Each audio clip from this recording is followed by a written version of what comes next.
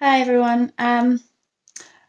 This video is about how can you know whether what you're doing is helping the drinker in your life or not. So I was having a chat with a friend who is in a position where she has some issues around her partner's drinking, and some of the things that she talked about and some of the things that she says that she has said and done with him may not necessarily be helpful to her and him, to be honest with you. And very often I hear from people not knowing what to do, what's the best thing to do, how they can best help a drinker. And I have to say, most of the time when I say what is helpful and healthy, and obviously that depends on the person and the situation, I get that. And, I am generalizing a lot here. But most of the time, those people aren't ready to hear it and they don't want to do those things because either they don't feel that they're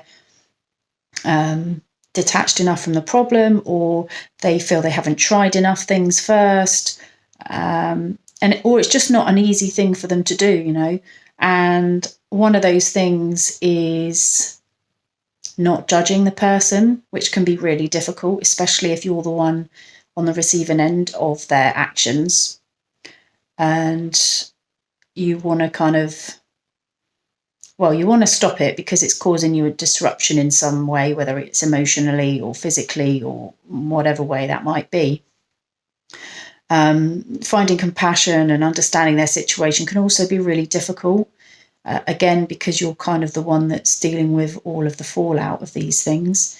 And so we're reacting on how we're feeling, and the thoughts that come into our mind are then creating that experience and how we see the situation.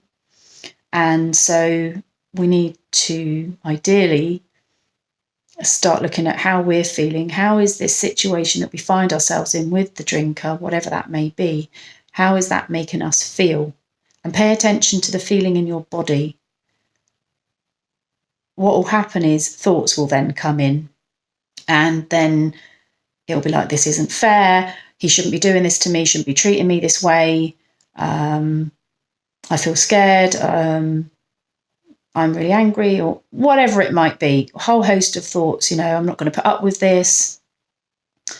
He doesn't care about me. He's putting the alcohol before me, all of that stuff.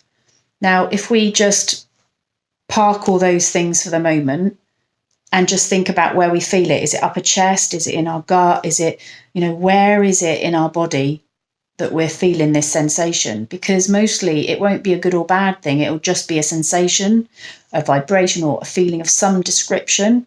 And then if we pay attention to that and notice it, and then as soon as any thoughts come by, you can, I don't know, however you choose to do this, but I've started saying things like, stop sabotaging me, because it's quite powerful for me and it really works, but you'll need to find your own way and own words that work. And then that feeling will pass, because it's really hard.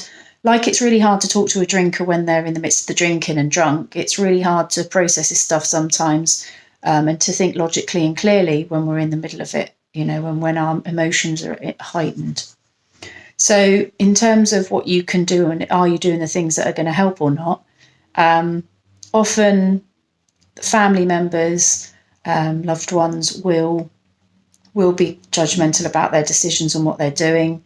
That doesn't help at all, because usually they already feel bad about it already. And if they don't, they are possibly in the denial stage and they don't really care. And so all you're doing is, they'll see it as nagging and things like that. And it doesn't actually change anything. You might not feel any better for it. And also, you can't control it. A lot of the Al-Anon programs, which is a support group for families, and AA, and anyone in the addiction space, will always say you can't control somebody else's drinking. And as soon as you try to do that, you're kind of on a pointless mission. But I get that you want to feel in control, and you will probably do that for maybe quite some years. Could be a very long time that you do that. It might be days, weeks, months, who knows. but it doesn't help at all. It doesn't help you, it doesn't help them. Also, what else? What else do people do? Oh yeah, ultimatums never works. If you do this, I'll do this. It doesn't. It's not a healthy way of working with somebody that has got an alcohol problem. If you don't do this, I'm going to leave. They're going to choose the alcohol, I'm afraid. If they're dependent, they're going to choose the alcohol, depending on their level, how frequent, all the rest of it. You're asking them something at that time if they are, really in need of this thing for whatever it is. You're asking them to give up something they literally can't. Think about something that you struggle to cope with, something that you would find hard to give up, whether that's exercise or chocolate, sugar. How easy would you find it if someone said, stop eating sugar? I would not be able to do it myself. I know I've got a sugar addiction, and I would never be able to give that up if someone gave me that ultimatum. No matter how much I love that person, I don't think I'd be able to do it.